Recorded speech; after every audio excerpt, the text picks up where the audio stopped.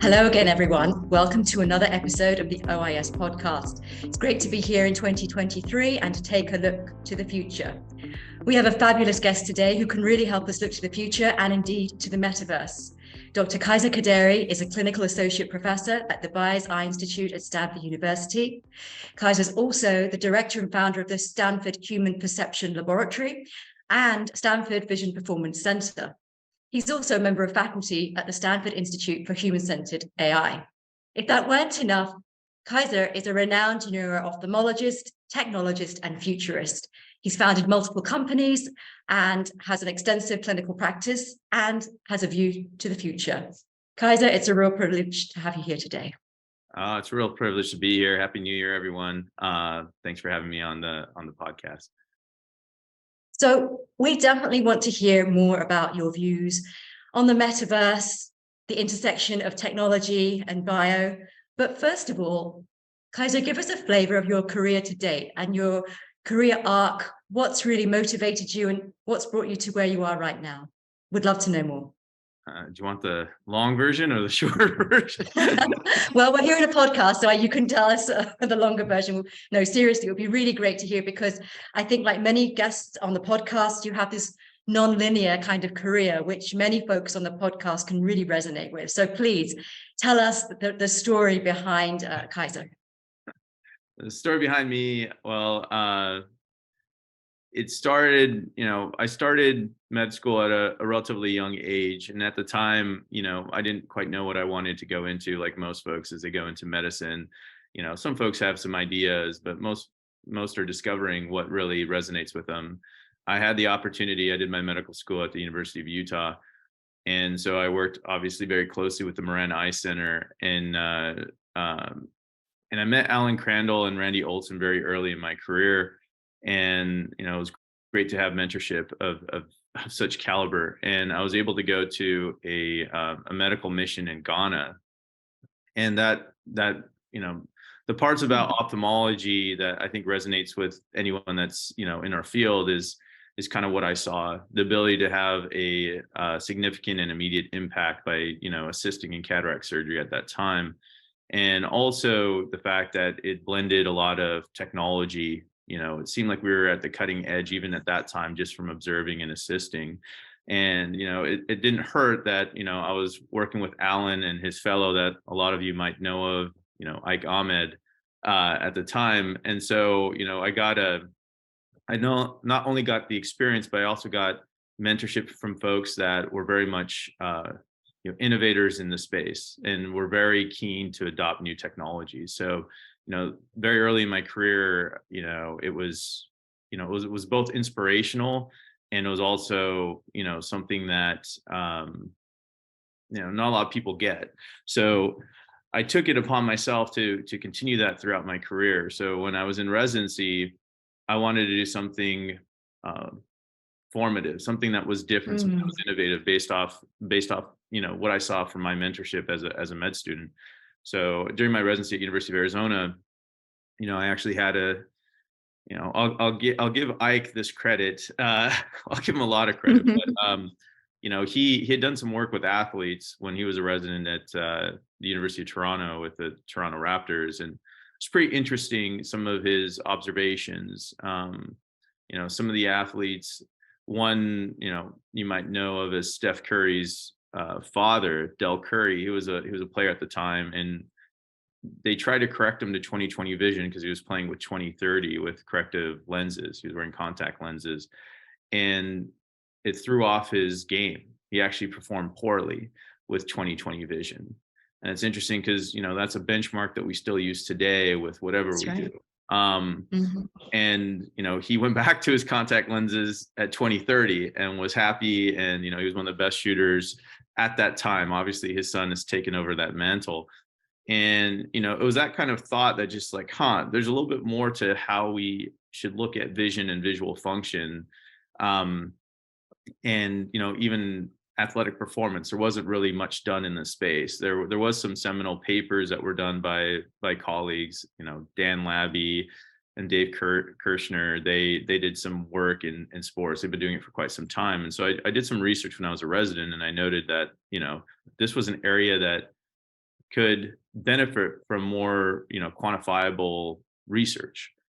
And that's where I spent my time as a resident, as I started working on research, looking at how athletes perceive and whether there's differences in perception and how to measure that difference.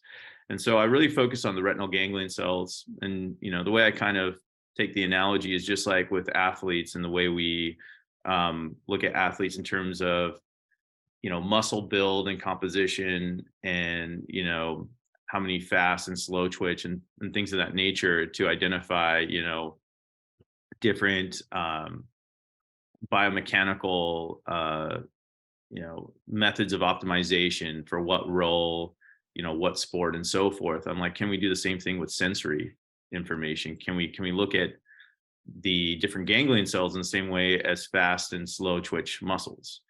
And so what I did was I did a lot of research with, at the time, the University of Arizona's baseball and basketball team were both in the top 10. And so, I had access to them. And so I started doing studies looking at upregulation of M cells, magnocellular cells. And what I found was that my theory was that if you could see a fastball at 90 to 100 miles per hour, your ability to pick up motion was very much more upregulated in terms of perception. And made sense, right? If you can see a moving object very fast, then you'll react to it faster. And, so when I did the study, it was actually the opposite. Those that were the best at batting actually had an upregulation of non-M cells. And so, I didn't grow up playing baseball. I played football and basketball and ran track. And so there was a lot of discovery when I was actually surveying the athletes, and a lot of them could see the seams of the ball as it was coming out of the pitcher's hand. And, you have a split second to be able to make a decision to swing. So when you think about that, it kind of made sense that detail and certain colors were needed. That ability to pick up those types of visual stimuli was more important. And that detail was more related to non-M cells, like your parvo and coniocellular cells. And so at the time, I'm like, oh, this is pretty cool. I did some patents on it. I was like, I came up with this concept of like a visual, processing profile. So perception, was something that just kind of spoke to me at that time. And so at the time I was going to be doing a fellowship in cornea refractive surgery. And, it's at that time where my road kind of changed. That's when I withdrew from the fellowship match to start a company. And the company was a video game company, because I figured if I can find out these profiles, maybe I can actually take the profile to somebody that doesn't have it, like for exceptional batter, and improve it. And so I started a video game company called iSport Games right out of residency. It was probably one of the most difficult decisions I made, because, we're so structured in our career trajectory. And yeah, so then what happened was just like any other kind of, if you've watched Silicon Valley, the TV show, on HBO, and, some of these other like entrepreneurial movies and TV shows, it was kind of the same thing. I was couch surfing in the Bay Area, working part-time ophthalmology. Everyone thought I was insane. Family, parents are like, why did you spend all this time to, try your luck as an entrepreneur? But, at that point I was young and I hadn't necessarily like really failed at anything to much of a degree. But it was a humbling experience, because when you start moving into a different industry and a different type of expertise, it's scary. It's unstructured. It's not like how we trained. It's not how we went through our process. So I had to learn a lot about business, had to learn a lot over the time. But what I did learn was, one, the game worked. We actually were able to improve batting performance by 22% on field. I worked with Major League Baseball, and I worked with different players and in the sport. I'm not sure if I can name those players, but one of them that used the technology was actually third in MVP voting that year. But what I did learn too was, timing of markets, UI, UX, so user interface, design around the user experience. And, it was a very seminal time in the Valley. That was when you started seeing eye tracking and EEG and different technologies like that we were familiar with in a clinical setting. They were starting to be democratized into, consumer applications, and people were trying to figure out what was the killer application for eye tracking. What was the killer application for EEG? Can I use an EEG to control a remote control car? Would that sell? I got to see all this very early on in their life cycles. And that really helped later on in my career. So what happened was the recession hit. I went back, I did a fellowship in neuro-ophthalmology and orbital surgery at the time, USC Doheny Eye Institute. And, prior to getting into my fellowship, I did meet some of the execs in gaming and, Electronic Arts, Sony, Take-Two Interactive, all the major players. Everyone was very interested in this concept of being able to have an interactive experience like gaming that had some kind of a benefit to an individual outside of the entertainment value. Because at the time, gaming wasn't considered something that was, it wasn't something that was looked at in a positive light. Let's just say that, right? This was like the mid-aughts, so mid to late aughts. So to that extent, everyone loved it. They're like, this is great. But the big question was, how do we sell this? They're like, it looks like the home run derby game looked like a home run derby baseball game, but it didn't have, at a certain point in the game, you started having certain filters of color and certain types of aspects that were more related to the ability to neuromodulate with different psychometric algorithms. And, so different colors would be behind the pitcher, the ball would start to get more transparent. And they're like, well, how do we sell this to the audience? Do the colors have to be there? Does it have to look exactly like this? At the time, I was more of the scientist than I was, the entrepreneur. So I was like, yes, this is how it has to be, because this is how we did the studies. And then what I realized when I did my fellowship is I needed to think differently. I needed to think about, how do you get that same technology to scale to a larger audience? And in order to do that, one of the things I learned from that first company was I needed to think about human behavior. And I think I needed to think about how to make technology passive and non-intrusive to somebody's day, to how they currently do their day. That's kind of how the best technology today works. You don't really think about how it works, it just works, right? So that was an important lesson to kind of learn. In fellowship, that's when I started playing around more with the software, and I started looking more at how to make it more invisible. And at the same time, we started doing studies. So we started looking at folks. We use the same baseball game. One of my mentors, Alfredo Sadoun, just brilliant, clinician scientist. He's like, let's go ahead and use this baseball game on folks that have, that have visual field deficits, whether it's from strokes, whether it's from tumors. Let's see what happens.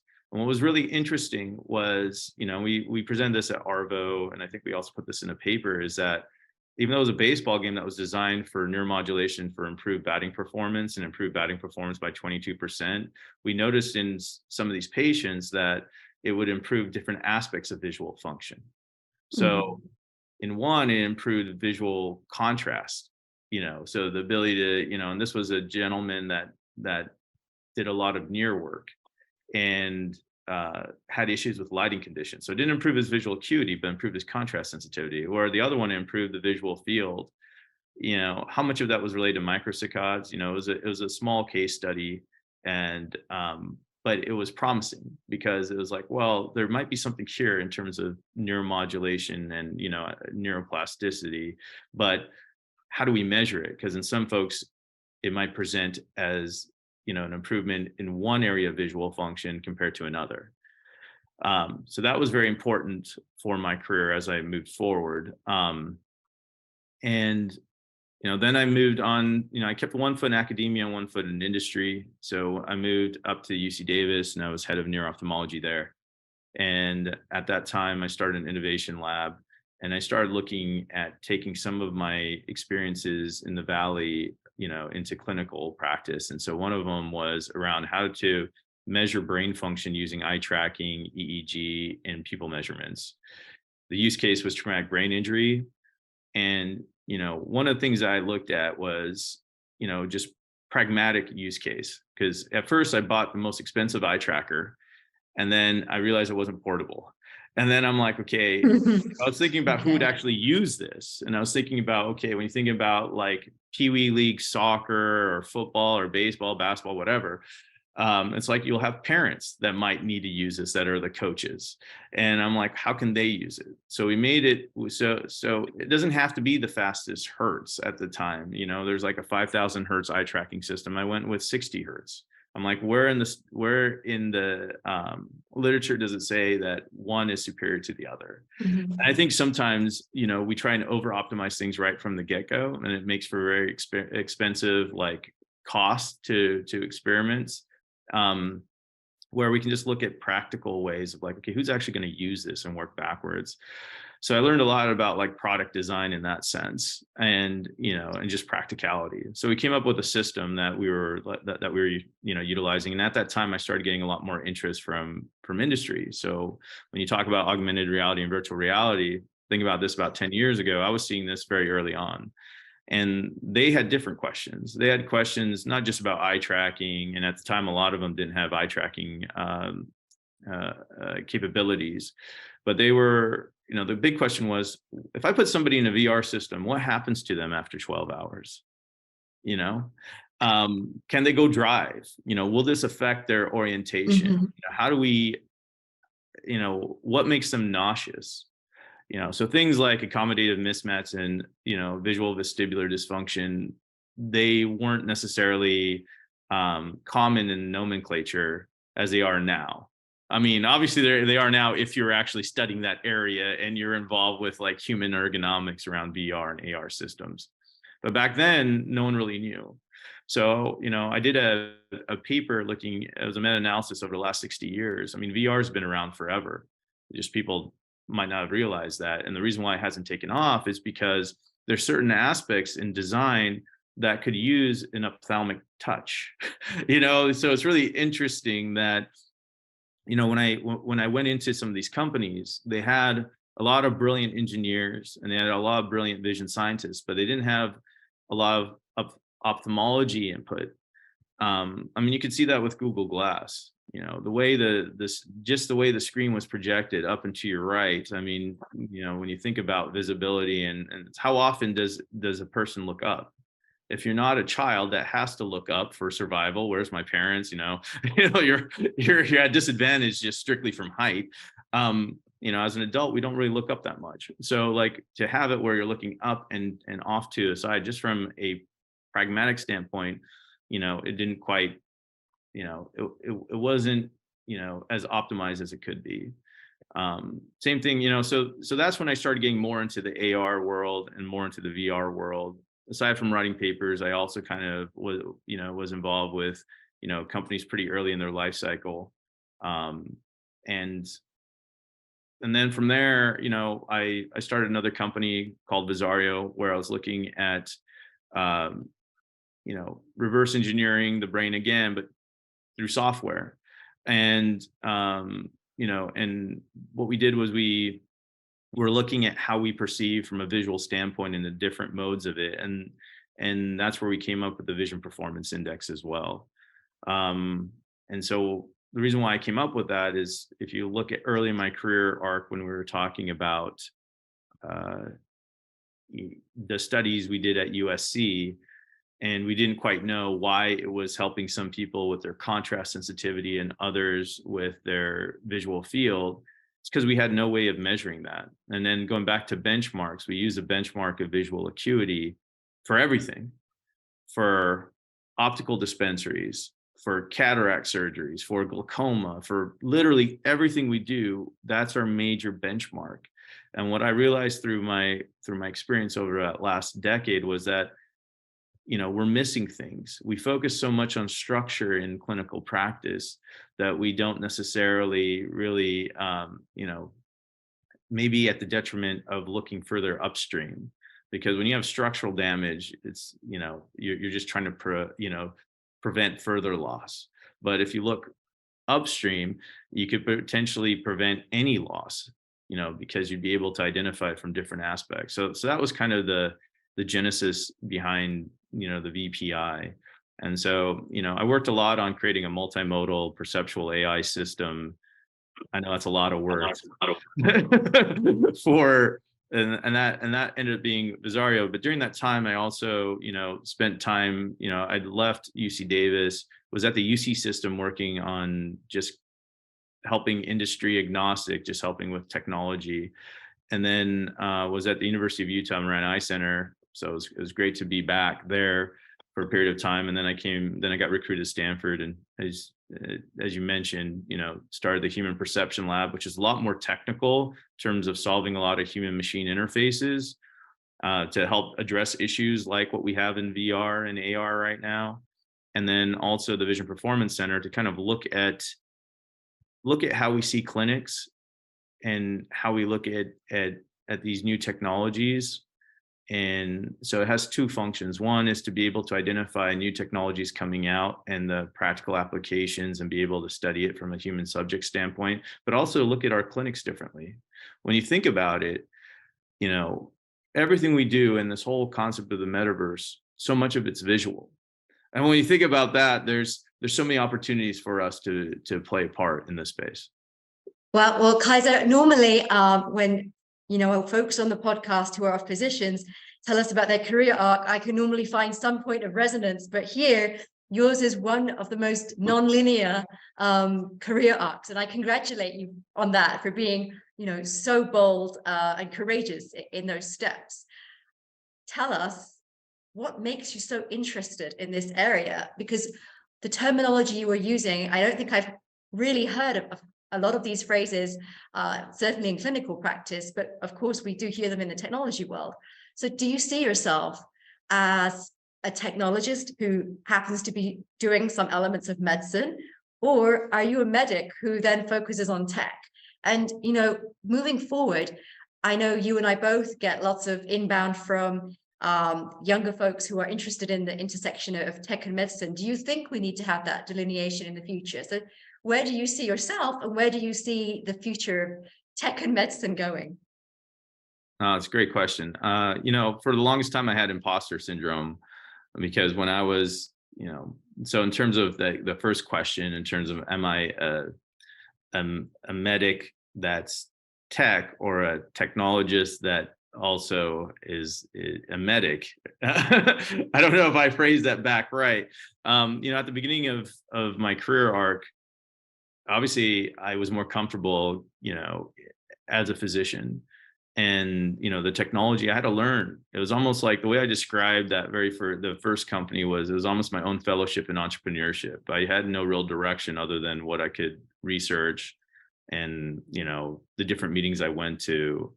And the nice thing about the Valley, there was always something going on. So you could always go to a meeting and kind of learn, ask questions and so forth. And then, as my careers evolved, once you start learning these things, and then, I think, I was able to connect a lot of dots and create a lot of parallels and analogies, because, what we do is very system oriented. What an engineer does is very system oriented. It's just, we don't really talk to each other much.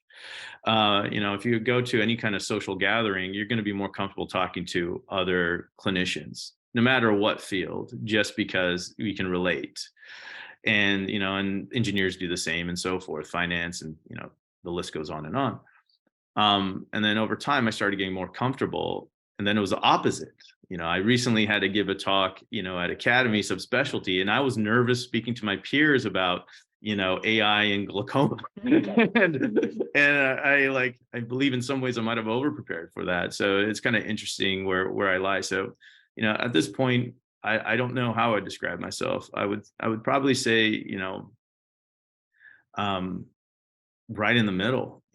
In some arenas I'm a technologist more, and in other arenas I'm a physician more. So as for the future, yes, I think, and I think for these physicians that are now coming out, it's an exciting time for all those folks. I think I've been seeing them probably like the last 5 years. I've had more you know, med students and residents that connect with me, and these are folks that have grown in a digital world. And so for them, it's a lot more native, it's a lot more familiar, and they're able to do things that we wouldn't have even thought of. So I'm really excited about that. And we've already, you know, there's some I've mentored. I'm really proud of some of the things that they've done. I mean, their contributions to, you know, AI in the space, and their contributions even on the device side.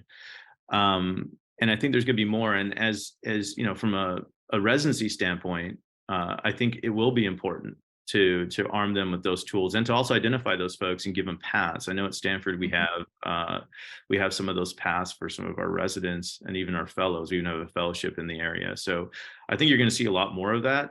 Be more of a standard rather than just you know, a one-off in terms of these hybrid approaches.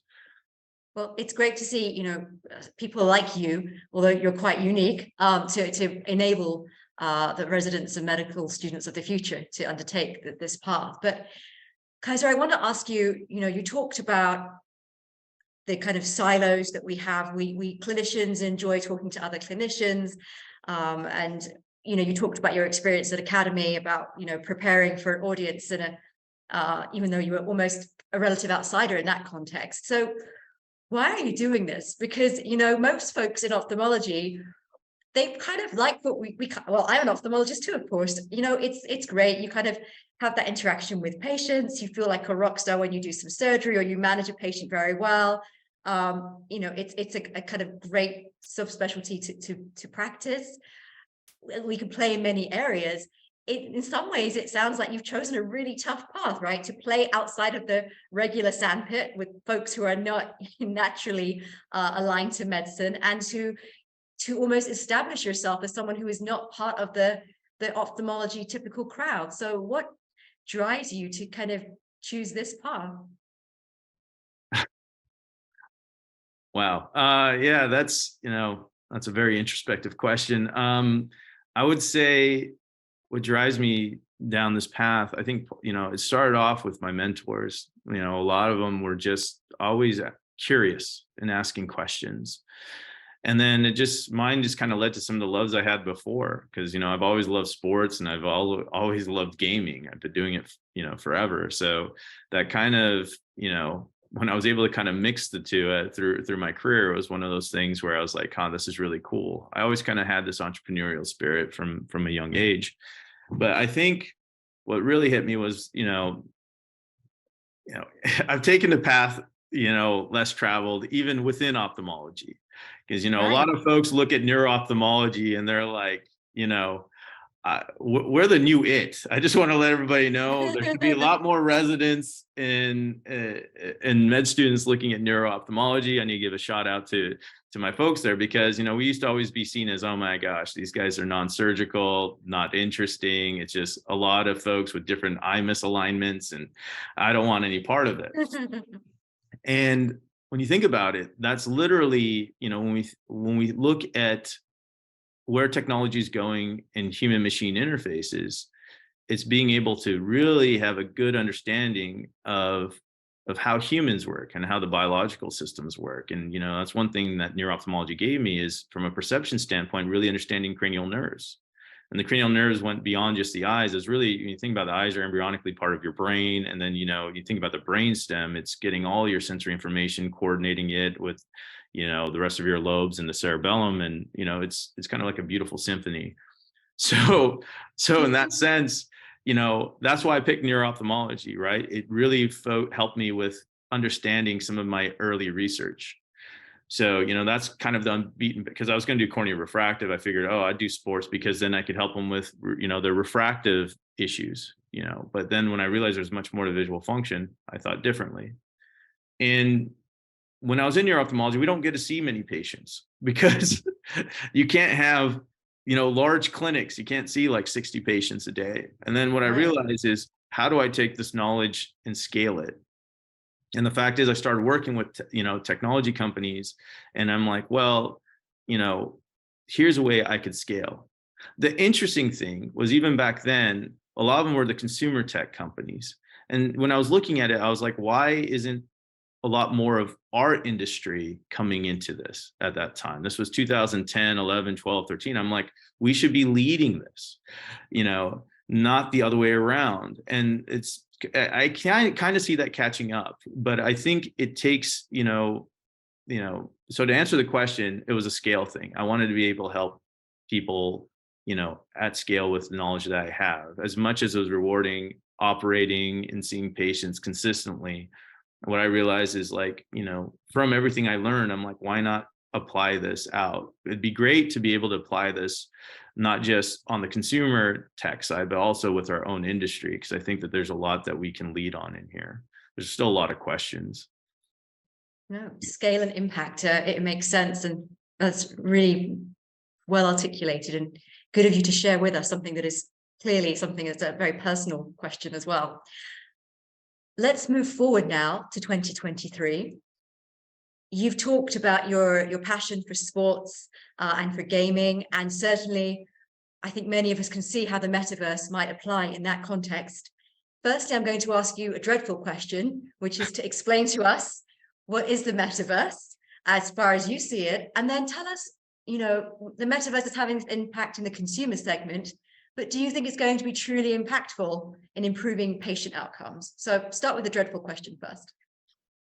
What is the questions metaverse? Are great because there's 3 questions layered in. It's amazing. So starting with my definition of the metaverse, and there's a lot of definitions of the metaverse, but I would say that the metaverse, simply, it's an application interface for this next version of the internet, which we're calling Web3.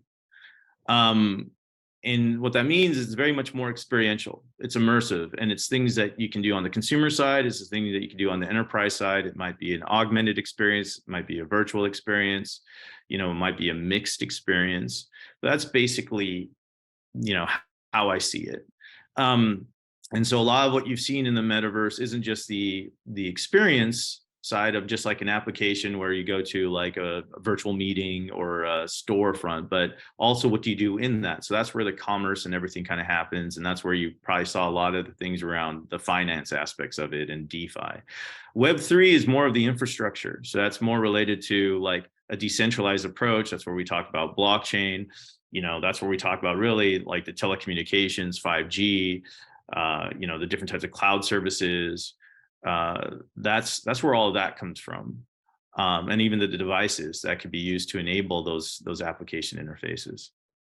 That was short enough? I think that was succinct. Probably one of the best understanding I have to date. So thank you. And now bring it back to clinical medicine, because I see across sort of certainly within the pharmaceutical industry, many marketing teams, of course, try and place the metaverse in that context. But do you really think we're going to have a true impact on patient outcomes? And if so, what use case examples could you think of?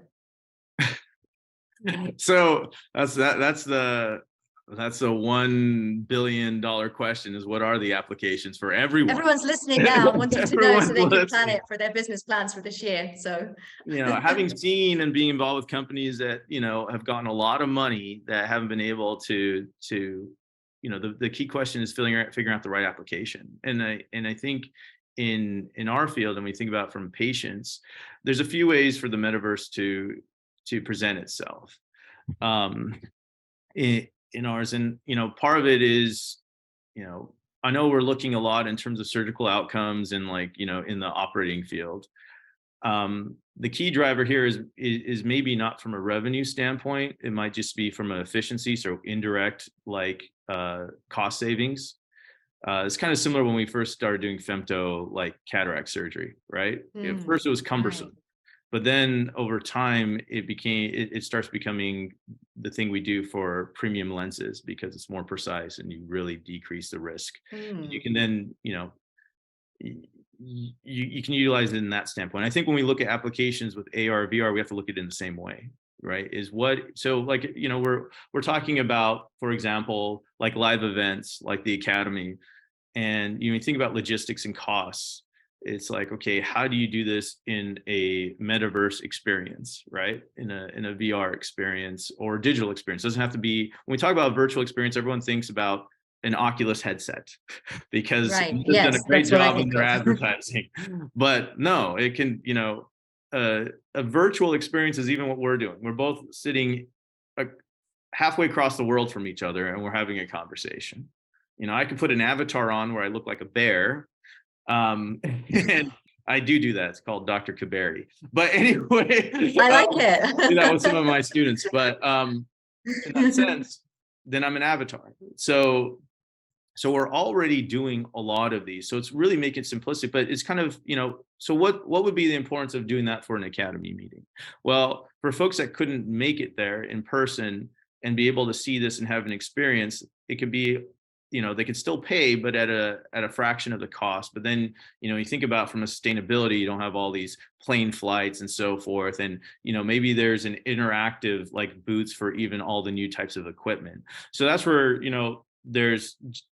that's just one of the low-hanging fruit because people are already playing in that space. But it's kind of think that way. What value creation do we have? Because otherwise they're all just experiments of like, hey, this could be cool. But if no value is explicitly created, then what's the point? So in terms of like 2023, and where do I see things happening in terms of the metaverse in ophthalmology, I think you'll start seeing somebody come up with that application. It might be in that space. It might be, when you talk about the pharmaceutical space, it might be looking at decentralization and in terms of clinical studies. I know that's been something that people have been wanting to do for some time. That's one thing that blockchain can enable. If anyone's interested, that's something that we're working on as well with, more of a decentralized CRO. I think that is a practical use case for both blockchain technology and also for our industry from a pharmaceutical angle. So, I'm kind of breaking up from clinical. It's like, okay, we still have to figure out what that killer application is. Could be on the intraoperative. Right now it's probably just on meetings. But in terms of like what we can do from a pharmaceutical standpoint, I think there's tremendous opportunity right now to do a lot and things that might, because before people were talking about, hey, how can I do they weren't using the term decentralized, but it's like, hey, how can I do remote clinical studies? Right, but the big question is on, authorization, authentication, what types of metrologies do I use? What can I glean out of camera data? What can I glean out of certain other sensors? Now, there's a lot of ways of connecting all of those. So I'm really excited about that. One that's sort of metaverse related that I think is really exciting that you will probably see some applications by Q3, Q4, probably in the marketplace if someone's starting now or started in December is OpenAI's chatbot GPT, right? Like, I don't know if you played around, but when you think about how to create an application around that, especially, consumer facing, I think there's a lot of exciting things that can be done. In terms of patient education and in terms of, an interface that can then funnel to clinical practice. So I, as one use case. Was that, I think there might have been a third part to your question, but I can't.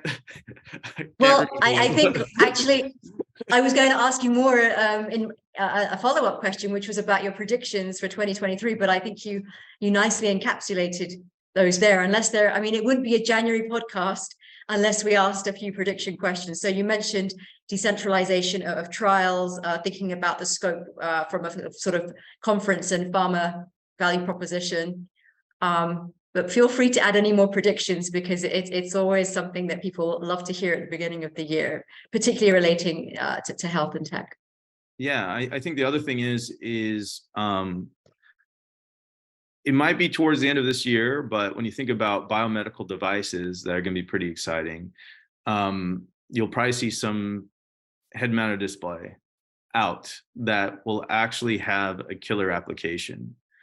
I know, Sophia, you and I were talking a little bit before this about, this leak from Apple in terms of in terms of like their new headset. Well, when we think about these things, these are all biomedical devices. Whether it was a Google Glass or, a Meta or, VR headset. And now in terms of, even an Apple headset, anything that's an augmented reality device, is going to need corrective lenses.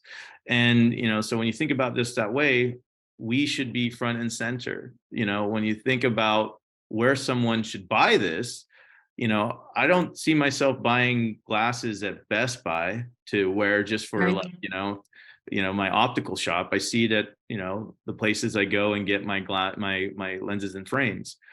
So, I think when some of the folks that might be listening might be thinking, how do I even get involved? Like, I don't understand.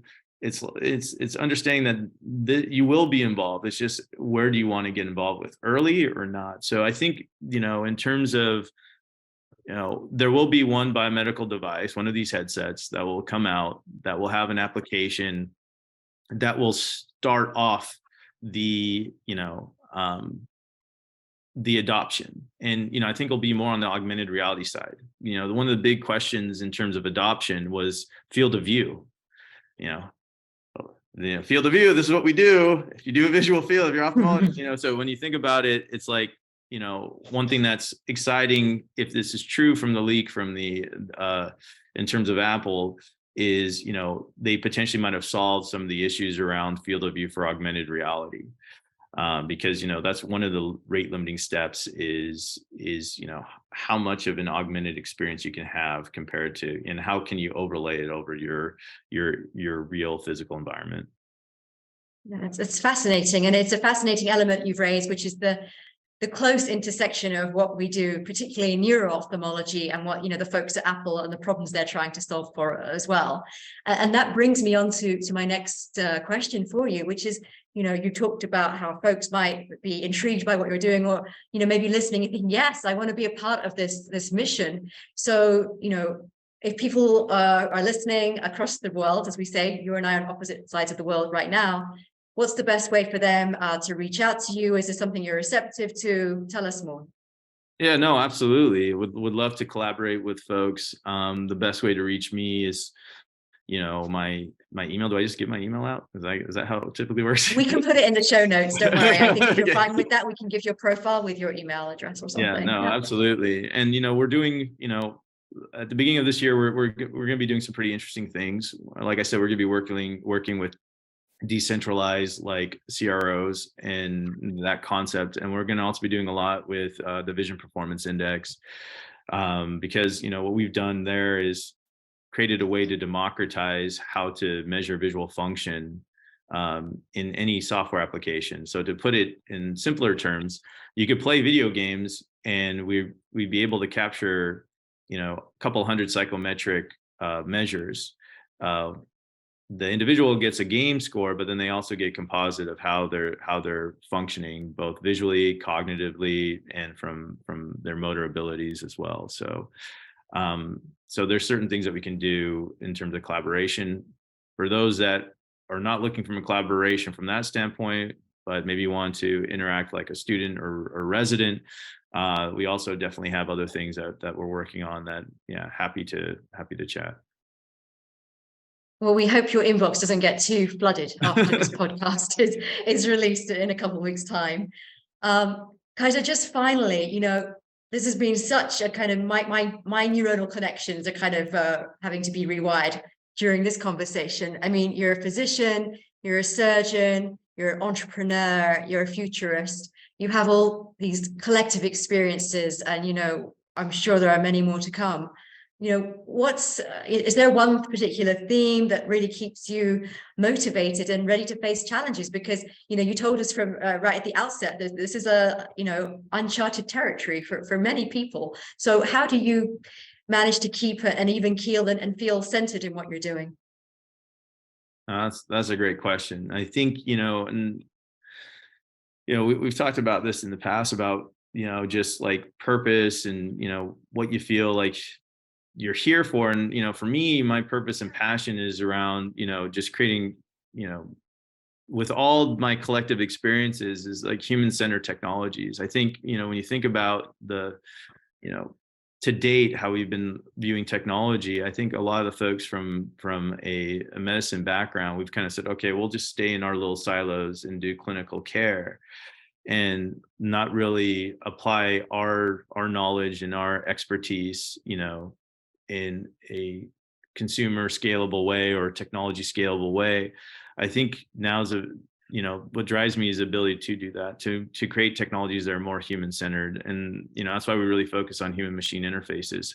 How do we, in my lab, it's how do we allow, I can perceive you, you can perceive me as humans. You can tell if I'm tired, I can tell if you're upset or things of that nature. It's just, we don't even think about all the different signals humans are giving off. We expect the same thing out of our technologies, but they're not really there yet. Right now, we just consume the technologies. It's been really easy for humans to interact with technology.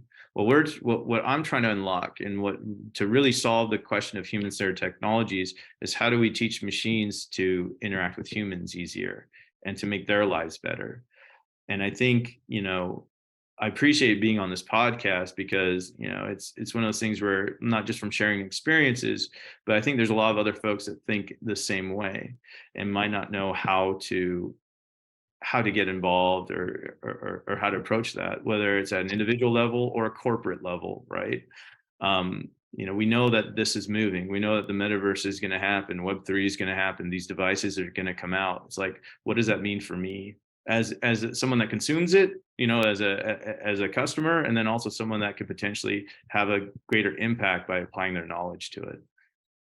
Yeah, well said. And I'm sure there will be folks listening right now who suddenly have that feeling of like their hair and their skin is prickling because they suddenly realize that they are able to move forward and they've been motivated by your words today. So for me, it was what you said, purpose and passion. So Khizer Khaderi, thank you so much for joining us on the OIS podcast today. It was a pleasure being here. Thank you so much for having me, Sophia.